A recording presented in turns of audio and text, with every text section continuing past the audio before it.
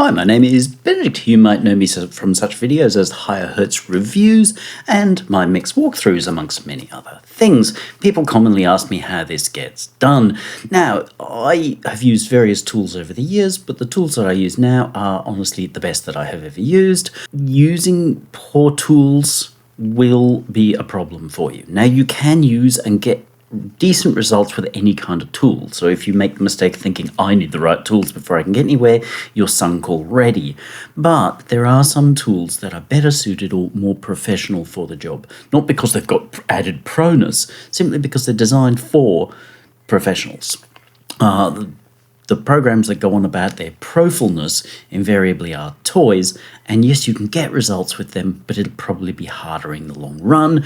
Those designed for professionals will not always be as pretty, not just cartoony, but they excel in workflow.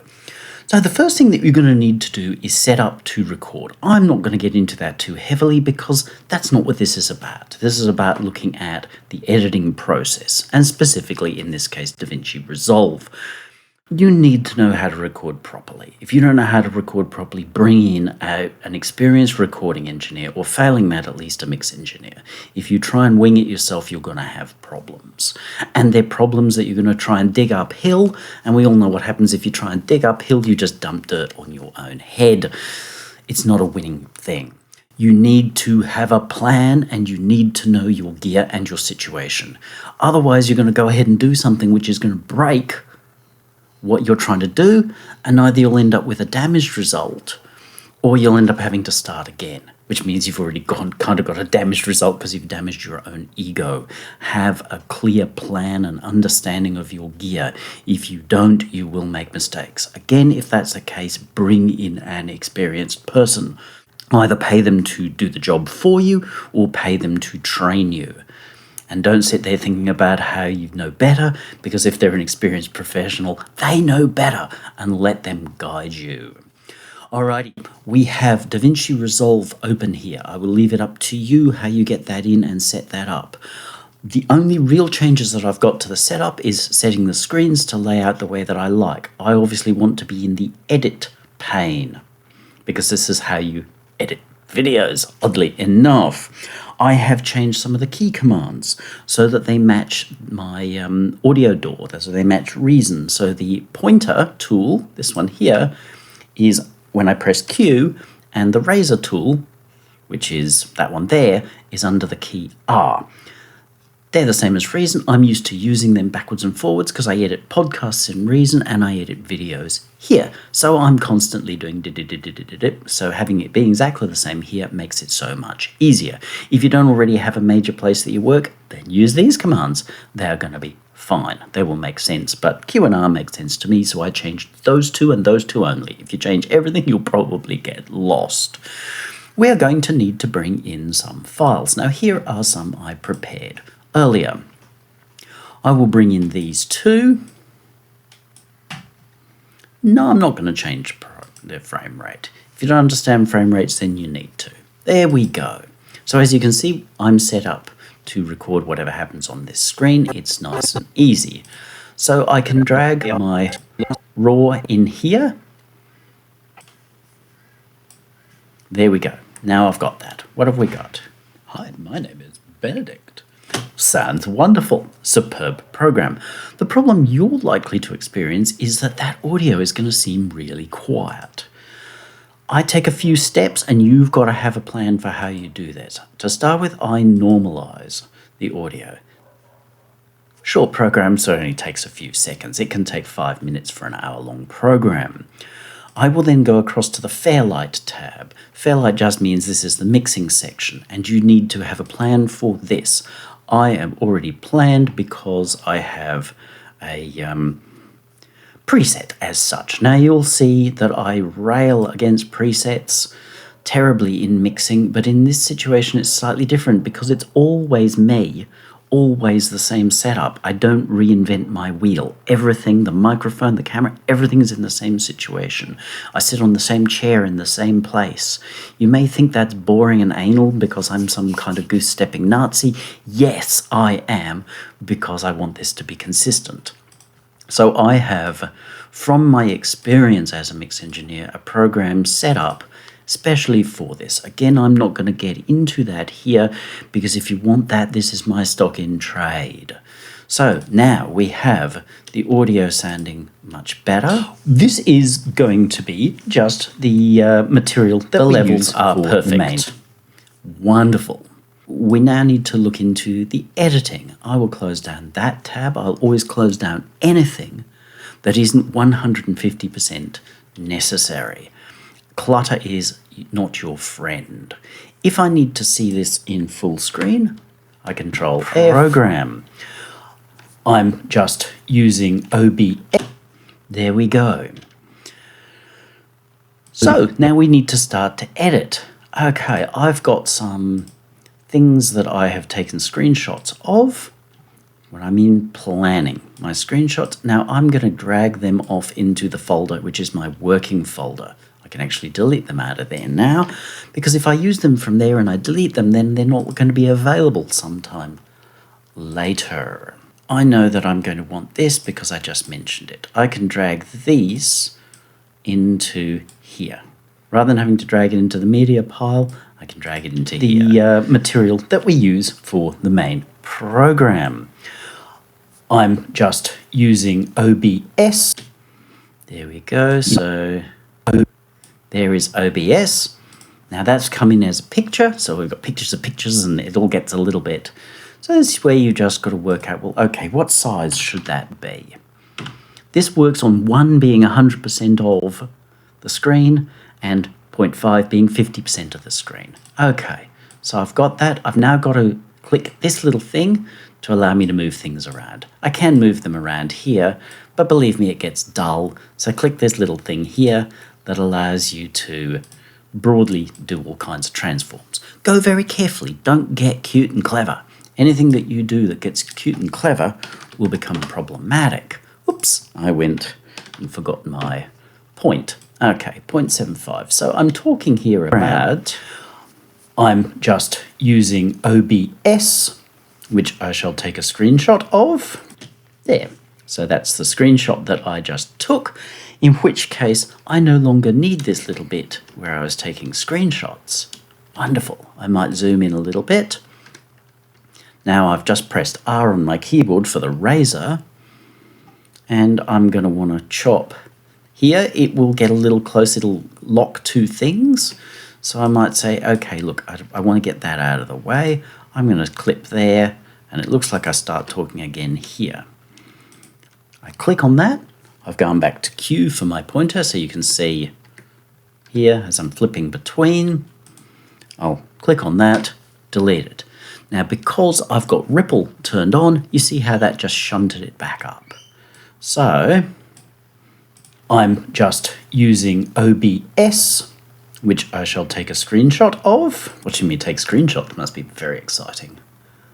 So OBS, that is my project. Okay, so it turns out that bit there wasn't necessary either, which I shall take a screenshot of. OBS, that is my project. All right, let's move that now to here, which I shall take a screenshot of. OBS, that is my project. This is how I'm doing the recording. Wonderful. So I'll edit that out to there. Okay, that's that basic. Now, I think we probably should add some titles in. So effects, text. There is a fancier text thing, but I don't like it. Again, always defer to simple. So we'll go back here, basic title.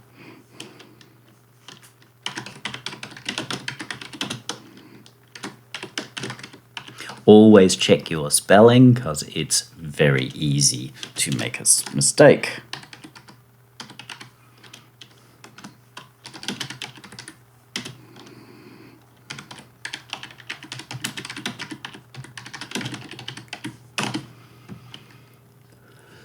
Simple, using DaVinci Resolve to edit podcasts and screen shares.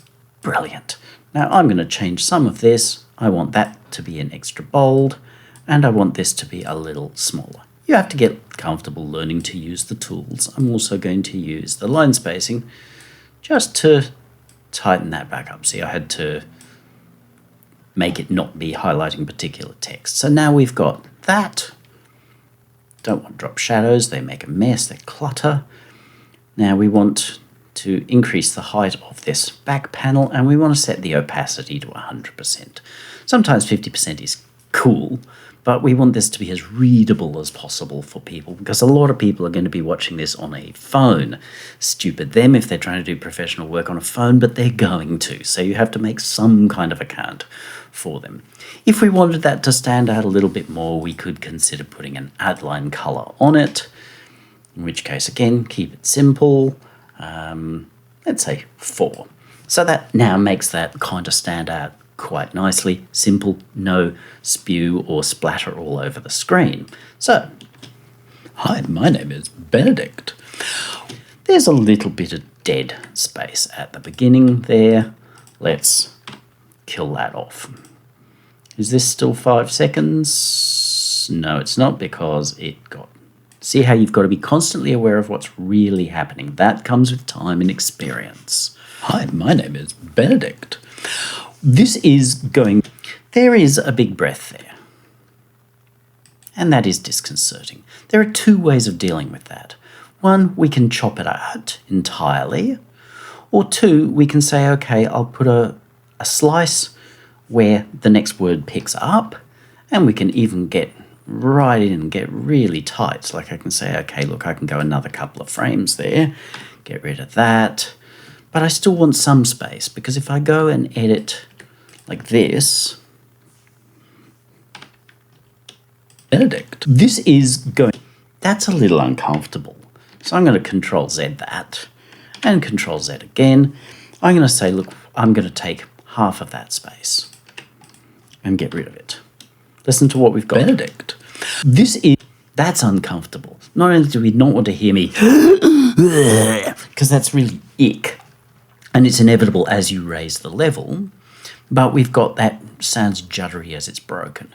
So we might use the audio fade. Benedict. We can be some kind of anal perfectionist and get rid of it. But that sounds a little bit broken, because it's no longer natural.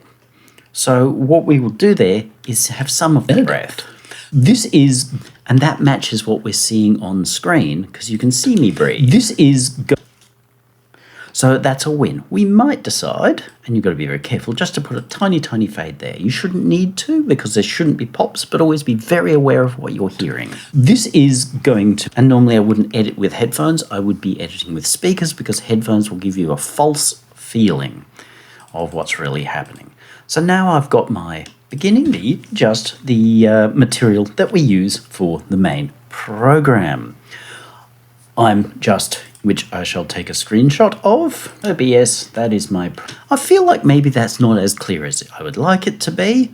So I'm going to go to where I already have some things which are useful for these sorts of situations. And an arrow will make it very clear what is happening here. I'm going to change the size of that, because you don't want things to be too big, and make it really clear this is different from what you're seeing on the screen, because there's a fair amount of repetition. I will make sure I'm always saving,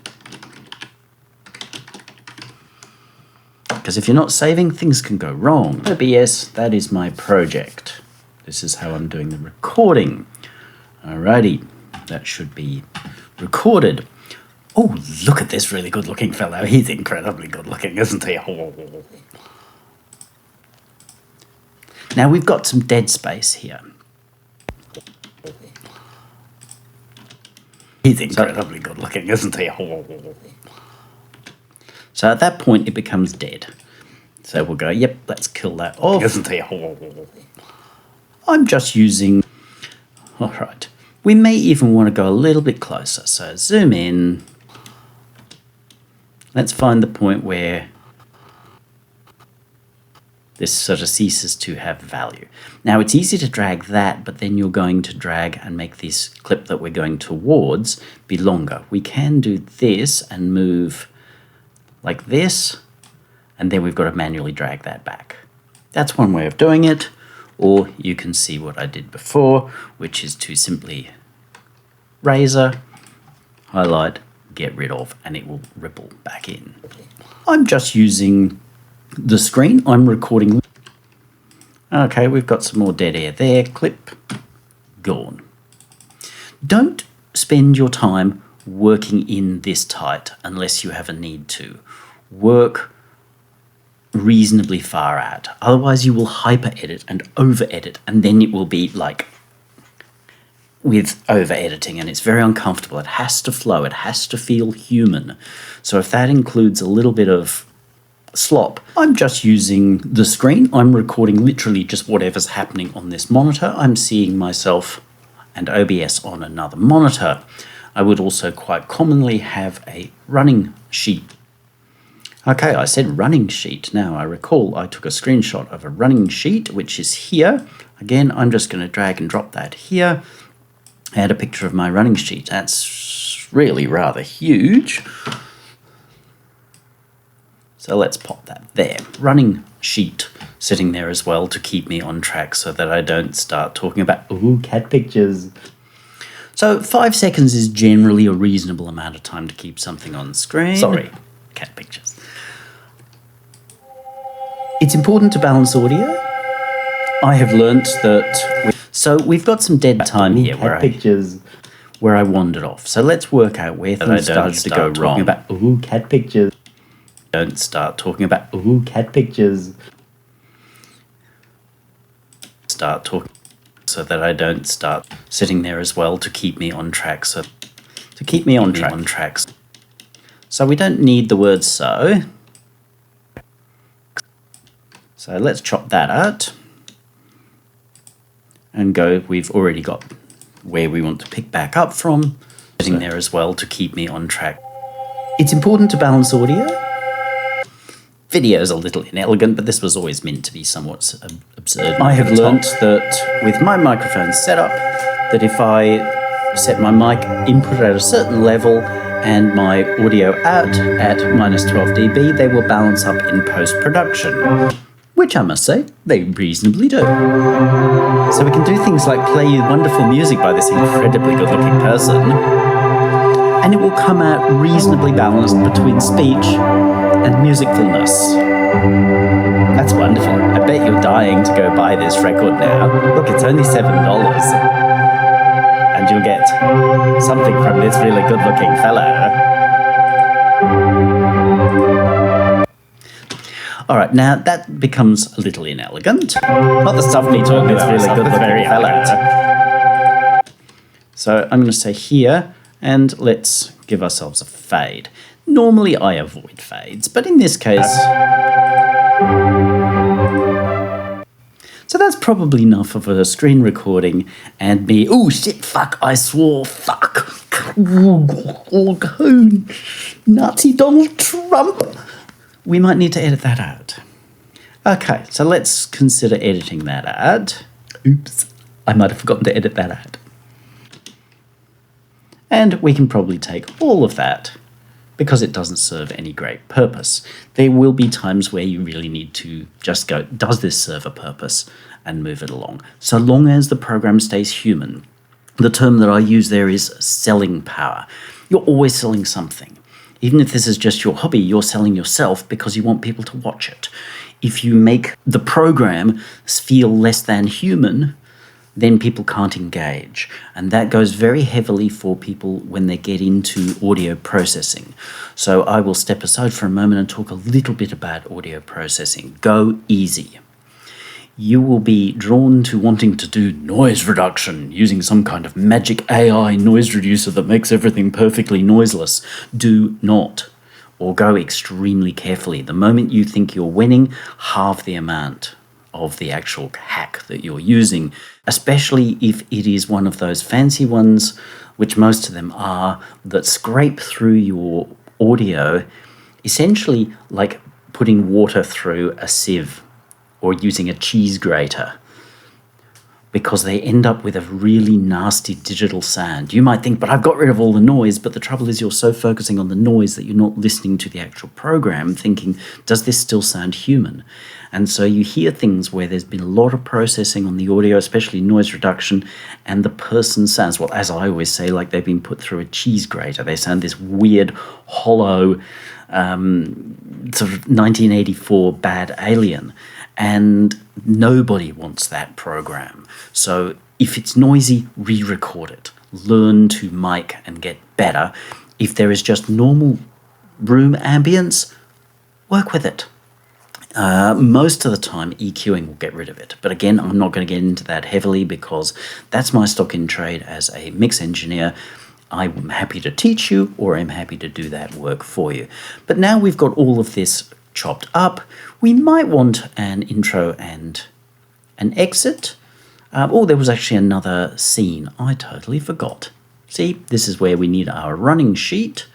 There was this program bit here called test. Alrighty, test record. Really, really important. If we don't do a test recording before we start, chances are it's going to be wrong, which means that you'll spend more time messing about with producery hacks to try to fix it. So every single time before I do any program, I do this for the screen recording. Alrighty, test recording. We've got Benedict speaking, and we will pick something so that we've got audio. And that's really all I need to do. I'll then go and listen to that. And that will tell me very, very quickly, is what I'm doing working? I so often see people going, oh, I done this 4-hour recording of our wedding. It was the night of our lives, and now when I look at the video, I can't hear or understand anything. Can you fix it? No, I cannot fix it. Would you like to have another wedding and actually hire somebody who knows what they're doing to record it? And I know that sounds brutal, but you can't fix it after. So don't run through your program finding that somebody's mic is too low or somebody's mic is too high and they're distorting. By the time that's happened, you're nowhere. If you get to the end of your recording and find that there's more room noise than the person speaking as well, because they're like 400 miles away from the microphone and you chose the emptiest, shiniest room you could to record in, so you've got all this reverb and echo, it's too late. Test it before. It will take about a minute to do. This was extra long. Now, but what we should do, seeing this has become part of our program, is that we should put a marker on this. Now, what I'm doing with my, and I popped this up before, my running sheet, you'll see that on my running sheet here, that, now let's just make this a little bit bigger.